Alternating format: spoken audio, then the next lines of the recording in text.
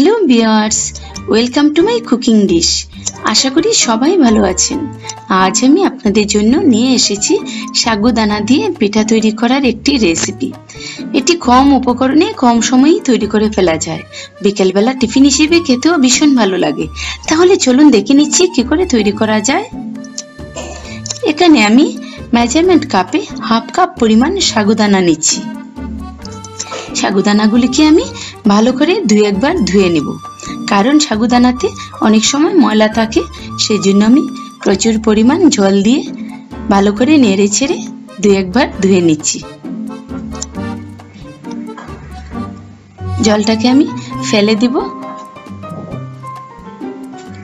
জলটাকে ফেলে দিয়ে একবার ধুয়ে নিয়ে আসলাম। দেখুন, সাগু দানার গায়ে কোনো বাড়তি জল নেই। এই অবস্থায় আমি 5 মিনিটের জন্য ঢেকে দেব। আমি 5 মিনিটের জন্য ঢেকে দিচ্ছি। চলে এলাম 5 মিনিট পর।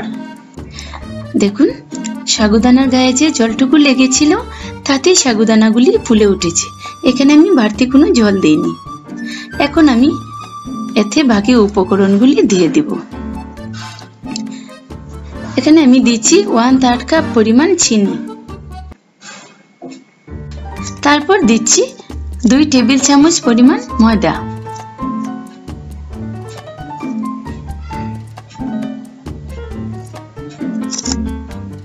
তারপর দিচ্ছি একটি ডিম।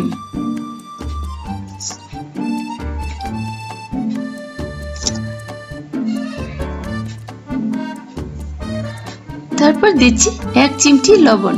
যে কোনো মিষ্টি জাতীয় রেসিপি তৈরি করতে গেলে একটু লবণ দিলে এর টেস্টটা আরো অনেক গুণ বেড়ে যায়। এখন সবগুলি উপকরণ একসাথে মিশিয়ে নিচ্ছি।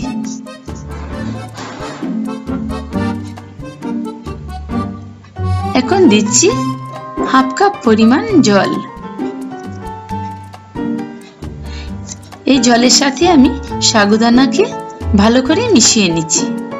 এমন ভাবে মিশাতে হবে যেন কোনো দিকে ছাঁকা না হয়ে থাকে, তাই ভালো করে মিশিয়ে নিতে হবে। আমি মিশিয়ে নিলাম। এখন আমি প্যানে অনেকটা তেল গরম করে নিয়েছি।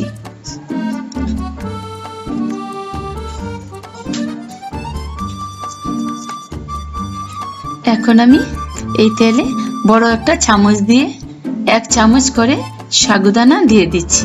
তেলটাকে আমি হাই ফ্লেমে গরম করে নিয়েছি, কিন্তু এখন আমি পিঠাটা ফ্রাই করব লো ফ্লেমে।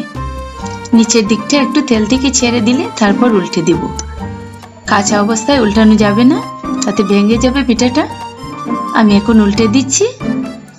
সাগুদানাগুলি দুদিক থেকেই ফুটে উঠছে। এভাবে আমি এদিক ওদিক ভালো করে ফ্রাই করে নেব। আমি ভালো করে ফ্রাই করে নিচ্ছি। এখন আমি এই পিঠাটা উঠিয়ে নিচ্ছি। তারপর আমি আরেকটি পিঠা দিয়ে দিচ্ছি। নিচের দিকটা হয়ে গেলে একটু উল্টে দিব। নিচের দিকটা হয়ে গেছে, আমি এখন উল্টে দিচ্ছি। তেল থেকে ছেড়ে দিয়েছি, এখন আমি উল্টে দিলাম। এভাবে আমি দুদিকেই ভালো করে ফ্রাই করে নিব। এটি গরম গরম খেতে অনেক ভালো লাগে। আমি পিঠাটাকে ভালো করে দুদিকেই ফ্রাই করে নিচ্ছি। আবার আমি উল্টে দিলাম। আমি পিঠাটাকে উঠিয়ে নিচ্ছি। দেখুন, দেখতে কতটা সুন্দর হয়েছে। বন্ধুরা, এই রেসিপিটি যদি আপনাদের ভালো লেগে থাকে তাহলে প্লিজ আপনারা আমার চ্যানেলটিকে সাবস্ক্রাইব করবেন এবং বেশি বেশি করে শেয়ার করবেন। তাহলে আজ আসছি, আবার দেখা হবে অন্য কোনো রেসিপি নিয়ে। সে পর্যন্ত আপনারা সবাই ভালো থাকুন।